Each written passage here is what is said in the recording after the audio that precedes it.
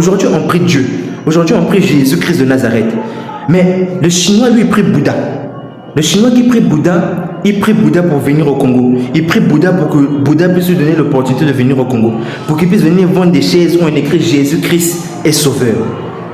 Et celui qui prie Dieu, lui-même qui prie Jésus, n'a pas la capacité, n'a pas la mentalité, n'a pas la perception de se dire que au moins la chaise où je m'assois pour louer le Seigneur, que je puisse au moins la faire moi-même. Au moins ça, non.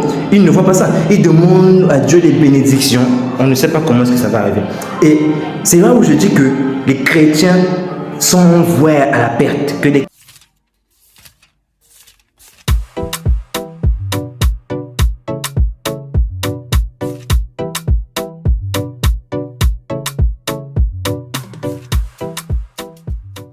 J'ai participé, du moins j'ai assisté à un événement qui m'a laissé sans voix. Parce qu'au départ, j'ai méprisé cet événement. Parce que ça parlait principalement des dessins animés. Chose que je me disais que c'était la distraction, ça ne servait à rien. Ça embrouille les esprits des gens. Mais au fur et à mesure que j'ai entendu ce que j'ai entendu, je me suis rendu compte que c'est à travers ces médias, c'est à travers ces dessins animés que les autres ont eu de l'influence sur nous.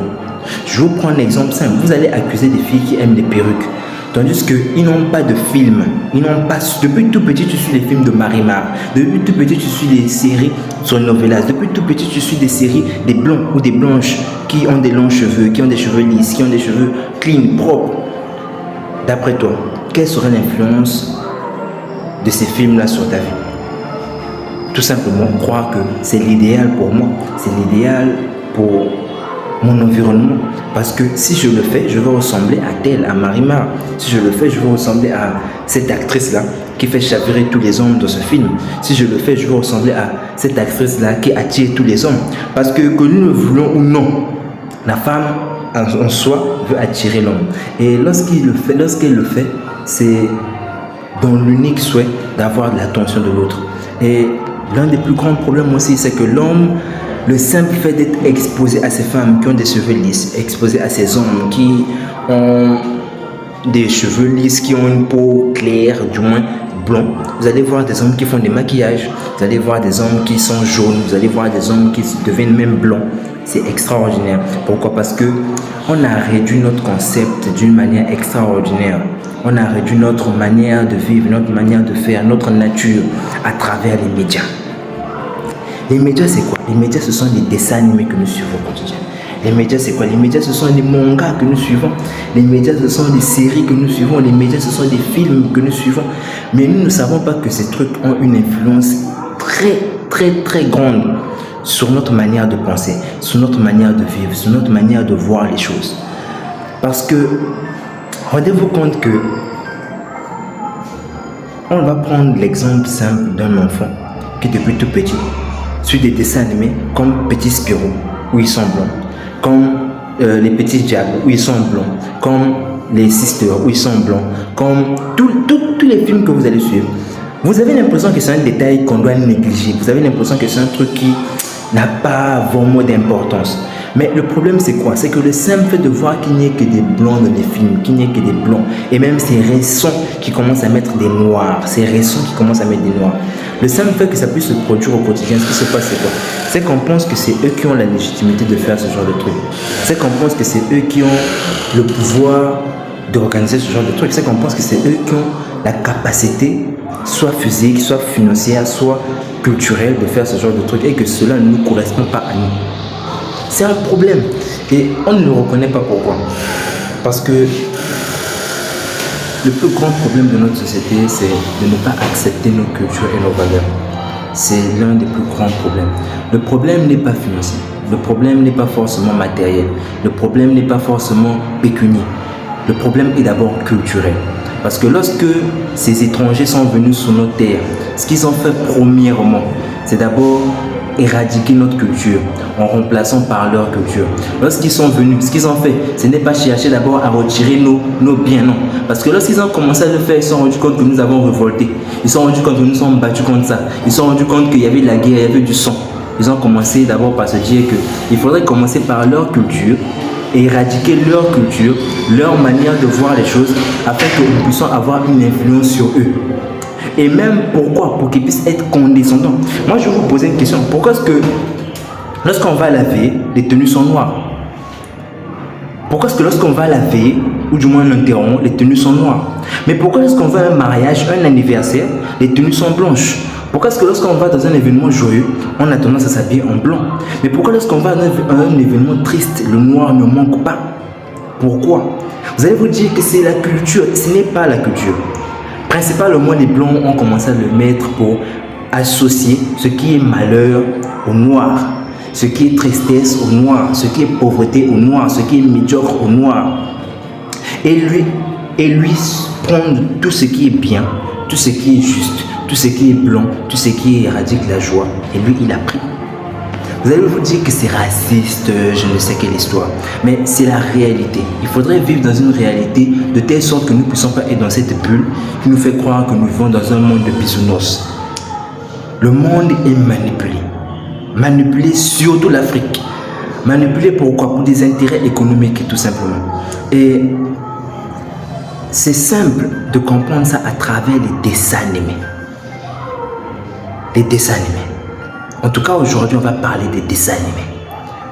Et l'événement auquel j'ai assisté aujourd'hui m'a fait comprendre à quel point, à travers les dessins animés, on peut avoir de l'influence sur la vie de quelqu'un.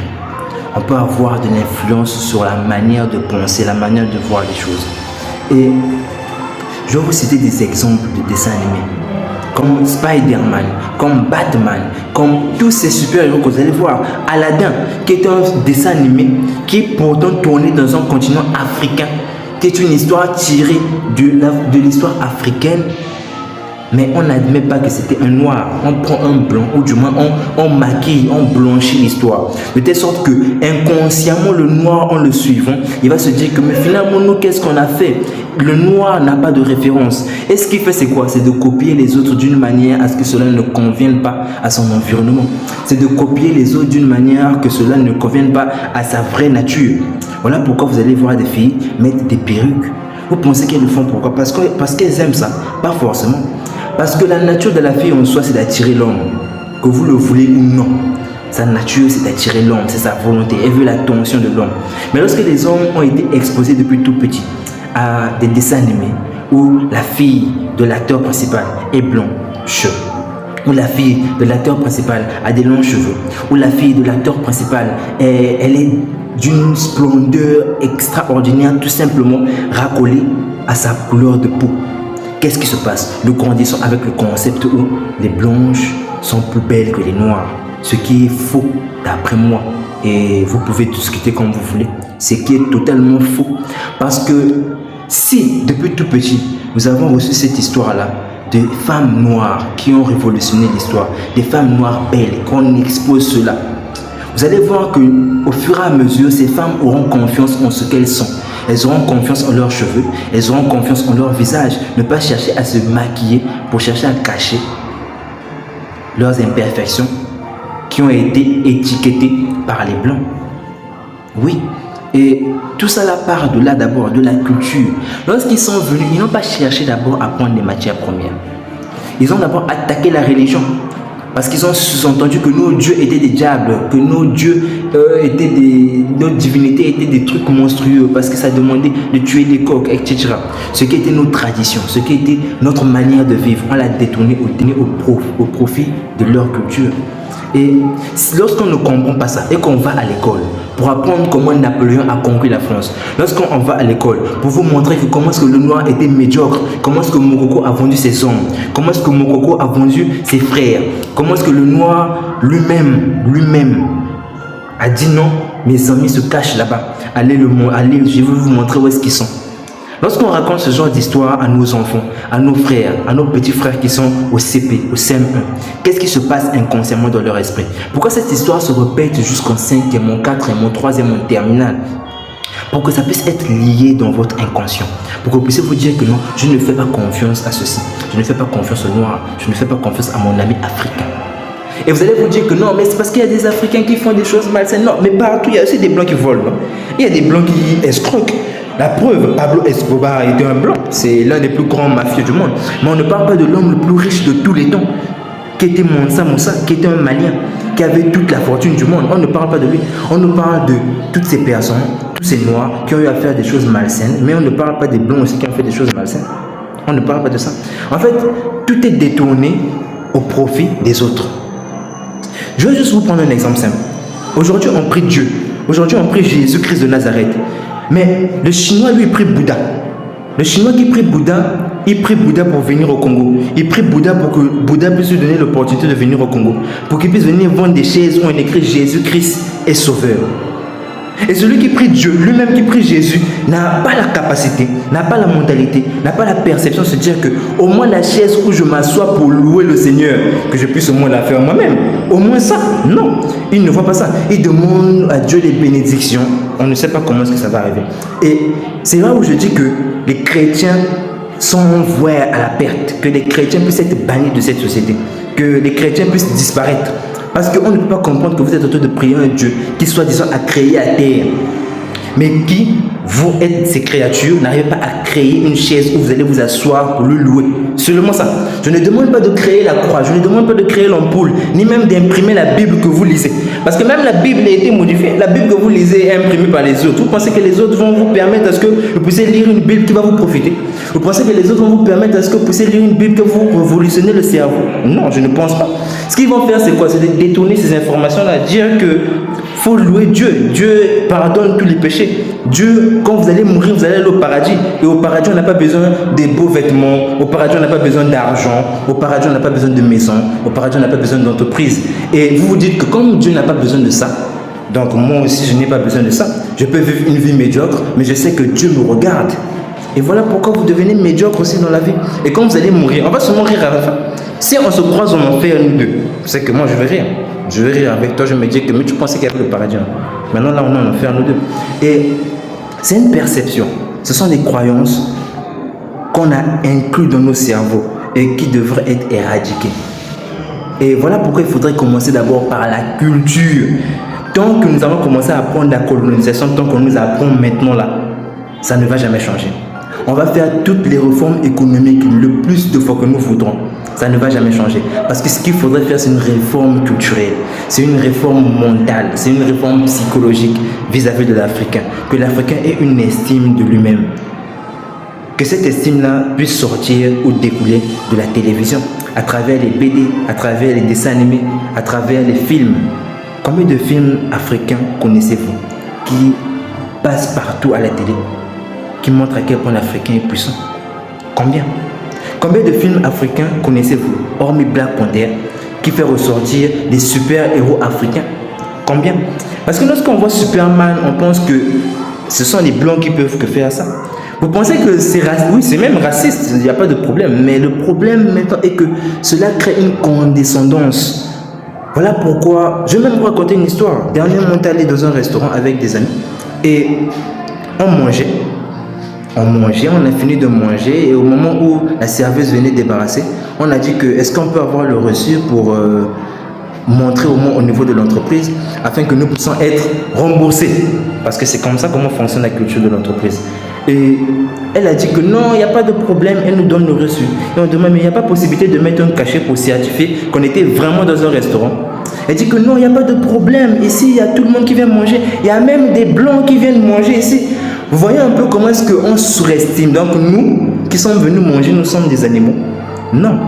Vous pensez que ça n'a l'air de rien, mais tout ceci joue inconsciemment et ça crée une condescendance. Vous allez voir que si il y a un enfant qui voit un blanc, il est vraiment émotionné. Il se dit que j'ai vu Jésus parce que Jésus est blanc. J'ai vu le Père Noël parce que le Père Noël est blanc. Et ça crée une condescendance. Et ça montre à quel point l'homme africain se sent faible vis-à-vis de l'autre. Et ne peut pas se tenir, même seulement pour tenir un débat, pour défendre sa culture. Et comment défendre une culture qu'on ne connaît pas? Comment défendre une culture qu'on n'étudie pas? Comment défendre une culture qu'on n'apprend pas à l'école? Non, c'est impossible à faire. Alors, voilà pourquoi on a mis sur pied la Wake Up Academy. Voilà pourquoi on s'est dit qu'entre nous jeunes, mettons-nous ensemble de telle sorte que la perception de l'Afrique puisse être changée. Même seulement celui du Congo. Parce que nous voyons nos frères camerounais, nous voyons nos frères ivoiriens qui sont en train de faire des choses extraordinaires. Mais pourquoi nous sommes toujours à la peau? Eux aussi, ils ont des présidents qui font des manigances. Vous pensez que c'est en France qu'on fait aussi que tout est beau? Non. Partout, il y a la manigance. Mais ce sur quoi on se concentre, c'est ce qui se développe. Ce sur quoi on se concentre, c'est ce que se produit le plus. Et nous, on a décidé de se concentrer sur la révolution africaine. On a décidé de se concentrer sur le développement de l'Afrique, du moins de l'Africain d'abord lui-même et ensuite de l'Afrique. Parce que cela ne va pas passer sans qu'il y ait ce changement mental d'abord, sans qu'il y ait ce changement culturel. Parce que nous avons les cultures des autres. Regardez, je vous fais une vidéo avec une chemise importée, c'est honteux. Et malgré ce chance de parler de révolution africaine, c'est honteux de voir ça. Alors, c'est pour cette raison qu'on a fait la Wake Up. C'est pour cette raison qu'on s'est dit que mettons-nous ensemble, essayons de montrer ces valeurs de l'Afrique. Essayons de montrer qu'il y a aussi des jeunes qui peuvent développer des projets. Il y a des jeunes qui peuvent mettre sur pied des industries comme Baneo, comme Harvest, comme Volco, comme Visibility 242, comme Community Service. Ce sont toutes les entreprises que nous avons mis sur pied afin que les jeunes africains qui se voient dire que je ne peux rien faire puissent comprendre que non, si eux ils ont pu le faire, c'est que nous aussi nous pouvons le faire. Si eux ils ont pu le faire, c'est que nous aussi nous pouvons le faire. La mission n'est pas facile, elle sera jamais aussi facile qu'elle soit. Mais le simple fait de commencer par là, quel que soit là où on va s'arrêter, montrera aux autres que nous aussi nous avons une part à apporter. Et j'aimerais terminer par cette histoire. Dernièrement, j'ai vu un étudiant de Mariam Gabi qui dit que moi, si j'étais aux États-Unis, j'allais être vraiment excellent. Si j'étais aux États-Unis, j'allais devenir un étudiant modèle, j'allais être riche, j'allais ceci. Je lui ai demandé, si tu prends une graine, ou du moins un noyau de mangue, du manguier, tu plantes ici, et tu vas en France, tu plantes, qu'est-ce qui va se passer? Et que tu arroses comme il le faut, qu'est-ce qui va se passer? Des deux côtés, la plante va pousser. Des deux côtés. La plante ne va pas regarder si elle est au Congo. La plante ne va pas regarder si elle est au Burkina Faso. La plante ne va pas regarder si elle est en France, si elle est aux États-Unis. Non. Elle va juste chercher à pousser, à sortir. Parce que la loi de la nature, c'est l'élévation. C'est la loi de la nature. Et l'homme a pour but de s'élever, quel que soit où il se trouve. Et cela dépend juste de sa perception de l'élévation. Et s'il pense que son élévation dépend entièrement des autres, il est foutu. Bye.